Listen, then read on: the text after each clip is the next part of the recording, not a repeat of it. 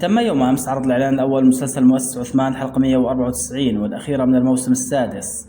الإعلان جاء حماسي وقوي، حيث كان المشهد الأبرز في الإعلان مهاجمة جارية صوفيا لبالا، لكن بالا تنبهت لهذا الهجوم، وأثناء صراعهما معا تدخل يغيث وقام بطعن إحداهن. فهل قام بطعن بالا؟ الجواب هو لا، بل قام بطعن الجارية، وذلك حتى لا تقوم بإفشاء سره وخيانته في حال تمكنت بالا من هزيمتها من جهة ولكسب ثقة عثمان من جهة أخرى ويبعد الشكوك عنه.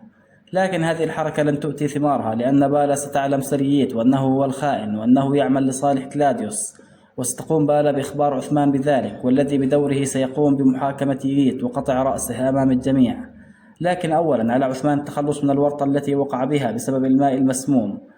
عثمان سيتمكن من حل هذه المشكلة، وسيتمكن من فتح القلعة والقضاء على كلاديوس، والذي تم الإعلان رسميا عن انفصاله عن المسلسل رفقة يغيث. في النهاية شكرا لكم على حسن المتابعة، رجاء الاشتراك في القناة والإعجاب بالفيديو، والسلام عليكم ورحمة الله تعالى وبركاته.